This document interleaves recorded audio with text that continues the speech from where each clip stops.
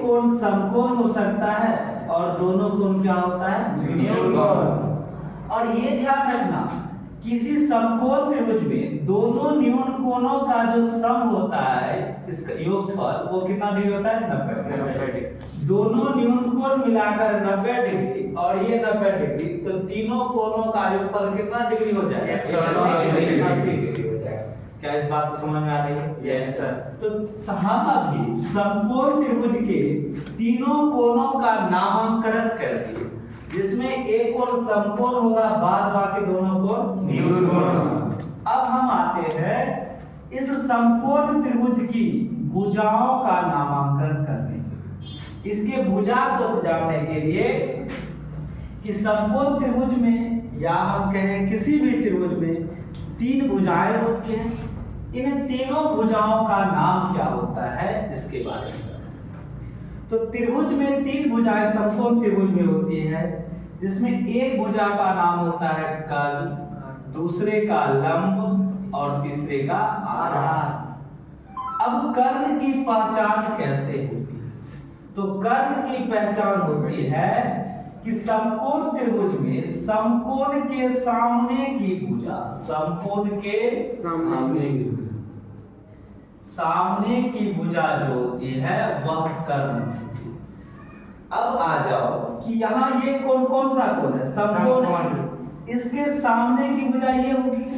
सामने की भुजा कहने का मतलब हुआ कि उस कोण का निर्माण उस भुजा से नहीं हुआ।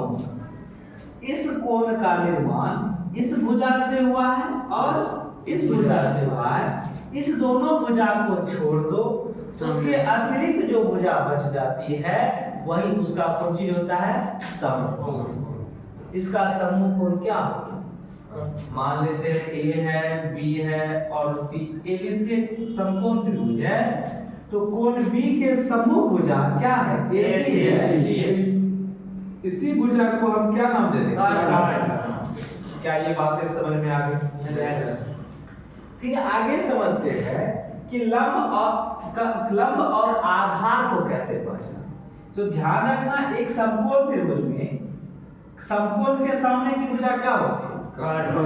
अगर ये भुजा लंब है तो ये भुजा बच क्या गया, आधार। या ये भुजा यदि आधार है तो बच क्या गया, बोलो, लंब। तो ये भुजा क्या हो जाएगा, क्या इस बात से आप सहमत हैं?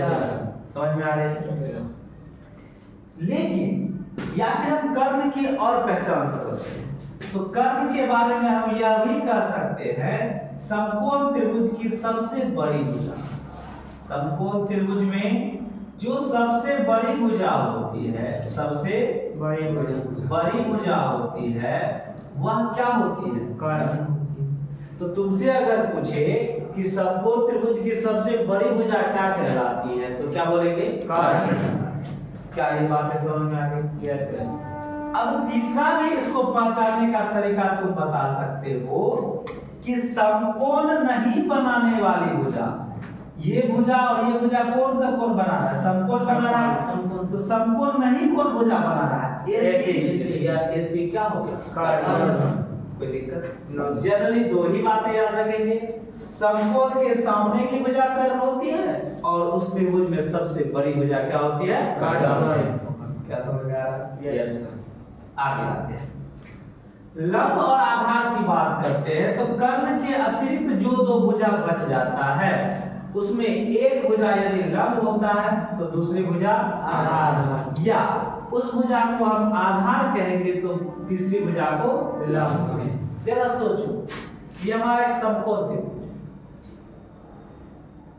ये फिक्स है, क्या होगा, ये भुजा पड़ी हुई है, सोई हुई है, इसको क्या नाम देते हैं, आधार। और जो खड़ी भुजा इसका क्या नाम देते हैं, लंब। सोचो अगर हम इसको यूं करके देखें, तिरछा कर रहे हैं, तो क्या देखोगे, ये भुजा खड़ी हो जाएगी और ये भुजा पड़ी हो जाएगी। तो ये आधार हो जाएगा और ये लंब हो जाएगा। क्या बात समझ में आ रहा है? यस। इसी समकोण त्रिभुज को अगर तुम देखो तो इसको तुम क्या कह सकते हो, कर्ण कह सकते हो, इसको तुम आधार भी कह सकते हो और इसको तुम लंब भी कह सकते हो। क्या ये बातें समझ में आ रही है? लेकिन जब तक हम इसको लॉक नहीं करेंगे, फिक्स नहीं करेंगे कि सर ये भुजा लंब है, ये भुजा आधार है, या ये भुजा आधार है, ये भुजा लंब है, तब तक क्या तुम प्रश्नों को हल कर पाओगे? तब तो कंफ्यूजन होगा। हम कहेंगे लंब कौन सा है, कोई कहेगा BC, वो भी सही है। आधार कौन सा है, तो कोई कहेगा BC, वो भी सही है। तो इसको हम लॉक करने की बात करते हैं। लॉक करने के लिए कर्ण की पहचान किस भुजा से होती है? समकोण के सामने की भुजा से। अब हम लंब को कहते हैं, लंब कहते हैं किसी न्यूनकोण के सम्मुख भुजा, किसी न्यूनकोण की सम्मुख भुजा, किसी न्यूनकोण की सम्मुख भुजा जो होती है वो क्या होती है? लंब। अब मान लो कि अगर हमसे पूछ दे कि ये समकोण त्रिभुज में ABC कौन त्रिभुज है? समकोण त्रिभुज। इस समकोण त्रिभुज में कोण A के लिए, किसके लिए? A के लिए। 4 एंगल A, 4 एंगल A यानी कोण A के लिए कौन सा लंब होगा, कौन सा आधार होगा और कौन सी भुजा? कर्ण। तो फिक्स होता है कर्ण में कोई बदलाव छोड़ो, इधर जल्दी का मुंडी घुसाता है। समकोण के सामने की भुजा क्या होती है? कर्ण। तो ये फिक्स है हमारा, यह क्या होगा? कर्ण। अब किसके लिए बोल रहा है? कौन? एंगल A के लिए। तो एंगल A तो न्यूनकोण होगा, Yes. इसके सामने की भुजा क्या है? लंब। BC, तो ये क्या हो जाएगा? लंब। और जो तीसरा बच गया ये क्या हो जाएगा? आधार। कोई प्रॉब्लम? नो। फिर अगर हम बात करें दूसरे त्रिभुज में, मान लो ABC ही ले लेते हैं, लेकिन इस बार कोण किसकी बात हो रही है? Angle C। एंगल किसके लिए? C। 4 एंगल C यानी एंगल C के लिए। तो फिर वही बात, कर्ण को पहचानने के लिए समकोण के सामने की भुजा क्या कहलाती है? कर्ण। बच कौन से भुजा गई? लंब और आधार। तो कोण C के लिए ना बात कर रहा है, तो C के सामने की भुजा क्या है? AB। यह क्या होगा? लंब। और जो बच जाता है शेष वह क्या हो जाएगा? आधार। क्या हम लोगों ने लंब, आधार और कर्ण को पहचानने के लिए सीखा? Yes sir. कि नहीं सीखा? Yes sir. अगर हम डिफरेंट ट्रायंगल में भिन्न त्रिभुजों में, जस्ट लाइक अगर हम ये त्रिभुज दे दे PQR, तो एंगल Q कौन सा होगा? 90 डिग्री समकोण होगा। तो छोटे करे हो जाए, बताओ एंगल R के लिए किसको हम लंब लिखेंगे, किसको आधार, किसको कर्ण लिखेंगे? PQ को लंब, PQ को गुड, आगे बोलो। QR को आधार, PR को कर्ण। यार चलो एक बच्चा और खड़ा होगा जिससे हम पूछ सके, किससे पूछे? करें। ये त्रिभुज देख रहे हो जी। इस त्रिभुज का नाम बताओ। समकोण। किस कोण पे ये समकोण है? Q पे। Q। अगर हम एंगल P के लिए बात करें तो आप बताएंगे इसमें कौन सी भुजा लंब होगी? QR। QR। आधार कौन सा होगा? PQ। और कर्ण कौन सा होगा? PR। क्या सबको समझ में आया? Yes, sir। क्या हमने लंब, आधार और कर्ण को पहचाना सीख गया? Yes sir. जब हम लंब, आधार और कर्ण का इंग्लिश होता है हाइपोटेन्यूज, इसको डिनोट करते हैं किससे? H से। आधार को बेस से। B और लंब को परपेंडिकुलर। अब आइए, जब हम समकोण त्रिभुज में तीनों कोणों का नाम सीख गए, क्या? दो न्यूनकोण, एक समकोण। हमने समकोण त्रिभुज में क्या सीख लिया? तीनों भुजाओं को पहचानने के लिए, लंब को, आधार को और कर्ण। अब हम चाहेंगे इस समकोण त्रिभुज के तीनों भुजाओं के बीच एक संबंध को ज्ञात करेंगे, जिस संबंध को नाम जाना जाएगा पाइथागोरस प्रमेय के नाम से। इससे पाइथागोरस प्रमेय के नाम कि ये जो लंब होता है, ये कर्ण होता है और आधार होता है, यानी समकोण त्रिभुज की तीनों भुजाओं के बीच एक संबंध होता है। वह संबंध क्या है? किसी समकोण त्रिभुज में ये जो सबसे बड़ी भुजा होती है, क्या होती है? सबसे बड़ी कहते हैं सबसे बड़ी भुजा का वर्ग, सबसे बड़ी भुजा का वर्ग भुजा का वर्ग बराबर होता है अन्य दो भुजाओं के वर्गों का योग। के आगे बढ़ते, सबसे बड़ी भुजा क्या कहलाती है छोटू? अभी तुरंत हम डिस्कस किए थे कि सबसे बड़ी भुजा अपनी क्या कहलाती है? कर्ण। वर्ग का मतलब स्क्वायर। अन्य दो भुजा बच क्या जा रहा है? आधार। तो ये हो गया लंब स्क्वायर प्लस आधार। इसी को हम क्या नाम देते हैं? पाइथागोरस। ध्यान से देखना, इंपोर्टेंट चीज चलेगा। इसी को किसका नाम दे देते हैं? पाइथागोरस प्रमेय। अब एक बात बताओ, दो चीजें होती हैं। अगर x और y मान लीजिए दो संख्या में, क्या है x और y? दो संख्याएं। इससे हम दो बातें सीखेंगे। पहली बात है वर्गों का योग, वर्गों का योग। और दूसरी बात सीखेंगे योग का वर्ग, योग का वर्ग। वर्गों का योग मतलब पहले वर्ग करे x स्क्वायर y स्क्वायर, फिर क्या करे? योग। प्लस। कोई प्रॉब्लम? No sir. दूसरी बात है योग का वर्ग, पहले क्या करे? योग करें, फिर क्या करे? वर्ग करें। क्या लगता है दोनों एक ही चीज है कि अलग? अलग। ये आपको 2xy कम है क्योंकि as प्लस बी का square a square plus 2ab plus b square, a square plus b square लिखा हुआ है। इसमें 2xy ज्यादा है और ये 2xy से कम है, तो दोनों वैल्यू बराबर है। ये क्या बात समझ में आ रही है? Yes sir. इसी से तुम चाहो तो फॉर्मेशन और कर सकते हो। कर्ण को क्या कह सकते हैं? रूट अंडर लंब स्क्वायर प्लस आधार स्क्वायर, या लंब स्क्वायर बराबर कर्ण स्क्वायर माइनस आधार स्क्वायर। आधार स्क्वायर बराबर, या यदि आपसे हम पूछे लंब स्क्वायर बराबर क्या हो जाएगा? कर्ण square minus Aadhaar Aadhaar. Square. या आधार स्क्वायर क्या हो जाएगा? कर्ण स्क्वायर माइनस लंब स्क्वायर। इसी थ्योरम को क्या नाम देंगे? पाइथागोरस प्रमेय। अब ध्यान रखें, जो तीन संख्याएं पाइथागोरस प्रमेय पर सूट कर जाती है, एडजस्ट कर जाता है, उन तीन संख्याओं को हम पाइथागोरीय त्रिक का नाम देते हैं। किसका नाम देते हैं? पाइथागोरस त्रिक का नाम देते हैं। पाइथागोरीय त्रिक का नाम देते हैं। पाइथागोरीय ट्रिपलेट इसको नाम देते हैं।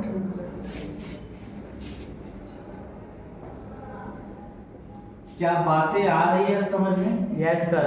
तो प्रॉब्लम किसी को? नो। समझ रहे हैं? यस। जो तीन संख्याएं पाइथागोरस प्रमेय को फॉलो करती है, उन तीन संख्याओं को हम क्या नाम देते हैं? पाइथागोरीय त्रिक। मान लीजिए कि ABC हमारे पास तीन संख्या, ABC तीन संख्या, जिसमें ये C जो है वो सबसे बड़ी है, सबसे बड़ी है। मतलब C जो है वह A से भी बड़ा है और C जो है वो B से भी बड़ा है। और इस प्रकार ये तीनों संख्याएं हैं कि बड़ी संख्या का वर्ग अन्य दो संख्याओं के वर्गों के योग के क्या है? बराबर है। तो हम कहेंगे कि ABC पाइथागोरीय त्रिक है। क्या है? पाइथागोरीय त्रिक है। पाइथागोरीय त्रिक। अब तुम जरा जानो कि पाइथागोरीय त्रिक को लिखने का तरीका होता है, बड़ी संख्या को लास्ट में लिखते हैं, या तो ए बी लिख दें या बी ए लिखिए और सी लिखिए, ये भी क्या होगा? पाइथागोरीय त्रिक। बस ध्यान रखना है बड़ी संख्या जो होगी उसको अंतिम में रखेंगे। मोहन इस हाँ तुम्हारा हम फेसबुक पे देखे पूरा मोहन बाबू करके है, रिजल्ट आया तो पूरा पोस्ट डाला, सही है ना? 430 बोले तो है। तो ABC क्या है? पाइथागोरीय त्रिक है। और लिखने का तरीका होता है कि बड़ी संख्या को सबसे लास्ट में लिखते हैं और दोनों छोटी संख्या को आगे पीछे हम लिख सकते हैं। अब पॉइंट समझो, एक एग्जांपल के आधार पर समझते हैं। अगर हम एक एग्जांपल लें 3, 4, 5 और चेक करें कि क्या ये पाइथागोरियन ट्रिक है, तो बड़ी संख्या क्या है? 5 इसका स्क्वायर कितना होगा? 25 अन्य संख्याएं क्या बच गई? 3 4 तो 3 का स्क्वायर 9, 4 का 16, 16 9। 25। क्या दोनों संख्या बराबर आ गई? यस अगर दोनों संख्या बराबर आ गया तो हम कहेंगे यह पाइथागोरियन ट्रिक है। और इसी को जो लिखा जा सकता है वह 4 3 5 भी लिखा जा सकता है। कोई प्रॉब्लम? लेकिन इसको 3 5 4 लिखेंगे 9 सर बिल्कुल नहीं लिखेंगे। क्यों? बड़ी संख्या बीच में नहीं होनी चाहिए। क्या आप समझ पा रहे हैं? यस सर कि नहीं समझ पा रहे? समझ। अब इसमें क्यों हम पाइथागोरियन ट्रिक को पढ़ें, इसको जानो। अगर 3 4 5 पाइथागोरियन ट्रिक है, क्या है? पाइथागोरियन ट्रिक है। पाइथागोरियन ट्रिक है, इसका मतलब है कि वह पाइथागोरस प्रमेय का पालन कर रहा होगा। बोलो। Yes sir. और पाइथागोरस प्रमेय का पालन कर रहा होगा तो वह समकोण त्रिभुज में ही होगा। Yes sir. पाइथागोरस प्रमेय किस त्रिभुज में लागू होगा? समकोण त्रिभुज। समकोण त्रिभुज होगा। अगर समकोण त्रिभुज होगा तो ये तब त्रिभुज कौन सा त्रिभुज होगा? बोलो। समकोण इससे बनने वाला त्रिभुज कौन सा त्रिभुज होगा? समकोण त्रिभुज। पढ़ चुके हो, समकोण त्रिभुज में सबसे बड़ी भुजा क्या कहलाती है? कर्ण। इसका मतलब यह 5 क्या है? कर्ण। 3 क्या है? लंब। 4 क्या है? आधार। या 5 क्या है? कर्ण। और 3 क्या है? आधार। 4 क्या है? लंब। क्या बात आई समझ में? यस। अगर तुम पाइथागोरियन ट्रिक को देखते हो और उन पाइथागोरियन ट्रिक में जो बड़ी भुजा है वह किसकी लंबाई है? कर्ण की लंबाई है। अन्य दो भुजा जो बच जा रहा है आधार एक लंब का है, दूसरा आधार। कोई दिक्कत? 9 अब इसको सर याद रखवाएंगे, हम कुछ ट्रिक देंगे तुमको पाइथागोरियन, जिसको तुमको याद रखना होगा कि 3 के साथ जो पाइथागोरियन ट्रिक होता है वह 3 4 5। 5 के साथ जो पाइथागोरियन ट्रिक होता है 5 12 13 होता है। इसको याद रखने से फायदा क्या होगा ये समझो। यदि तुमसे कह दे कि sin थीटा बराबर 3/5 या 5/12, 5 12 13 भी क्या है? पाइथागोरियन ट्रिक है। ट्रिक है। क्योंकि 13 का स्क्वायर कितना? 169। 12 का 144, 5 का 25, 144, 25 169। तो यह भी पाइथागोरियन ट्रिक है। यदि sin थीटा लिखा हुआ 5/13 तो तुम समझ गया लंब क्या है? कर्ण क्या है? 13। आधार क्या होगा? 12। निकालने का आवश्यकता है। 9। आधार क्या होगा? 12। हाँ। तुमको पूछ रहा है tan थीटा का मान, लंब क्या है? 5। आधार क्या था? 12। कहाँ लिखा? क्या बात आ रही समझ? Yes, sir. तो आज की क्लास में हम लोगों ने डिस्कस किया समकोण त्रिभुज की पहचान, उनके तीनों कोणों की पहचान, उनके तीनों भुजाओं की पहचान, उसको लॉक करना कि कौन सी भुजा कर्ण है, कौन सी लंब है, कौन सी आधार है, और उन तीनों भुजाओं के बीच संबंध, जिसे हम किस नाम से जाने? पाइथागोरस प्रमेय के नाम से। और जो ट्रिक इस पर एडजस्ट होगा उसे हम लोग कहेंगे पाइथागोरियन ट्रिक। पहचान कैसे करेंगे? बड़ी का स्क्वायर करके और दो के स्क्वायर संख्याओं के वर्गों के योग को जोड़ेंगे, दोनों अगर बराबर आ जाता है दोनों तो हम कहेंगे वह पाइथागोरियन ट्रिक है। और पाइथागोरियन ट्रिक है तो वह समकोण त्रिभुज की ही भुजा होगी, और समकोण त्रिभुज की भुजा होगी तो पाइथागोरियन ट्रिक जो सबसे बड़ी भुजा होती है वह क्या होती है? कर्ण। इसको लिखने का तरीका है कि 4 को 3 को तो जगह बदल सकते हैं, लेकिन 5 का जगह नहीं बदल। हमेशा 5 क्या होगा? लास्ट। पाइथागोरियन ट्रिक का जो व्यापक रूप होता है वह एक होता है 2m m² -1 और m² +1। कोई दिक्कत? कुछ रखो ना, अपने एडजस्ट कर। जैसे m का मान 1 से ज्यादा, इस सूत्र इस फार्मूला तब लागू होगा जब m की वैल्यू हमेशा 1 से क्या होगी? ज्यादा। एक काम करते हैं हम कि m का मान 1 से ज्यादा 2 होगा, Yes. 2 रखते हैं। दो दूनी चार दो दूनी 4 में से गया तीन दो दूनी 4 है 5 देखो तो पाइथागोरस ठीक है यस 4 3 5 है ना पाइथागोरस Yes, sir. एक काम करते हैं m का मान क्या रखे थे 2 दो। अब 3 रखते हैं 3 दूनी 5 तीन 6 3 3 9 में से गया 8 3 3 9 है 10 ये भी पाइथागोरस ट्रिक है चाहो तो चेक करो 10 का स्क्वायर 100 8 का 64 36 64 36 100 Yes, sir. चाहो तो m3 रखे थे m4 रखो 4 दूनी 8 4 चौक 16 में से गया 15 4 चौक 16 है 17 यानी इस तरह तुम पाइथागोरियन ट्रिक क्या कर सकते हो निकाल सकते निकाल सकते। क्या बातें आ रही थी समझ Yes, sir. कोई प्रॉब्लम है किसी को No, sir. बिल्कुल नहीं नो सर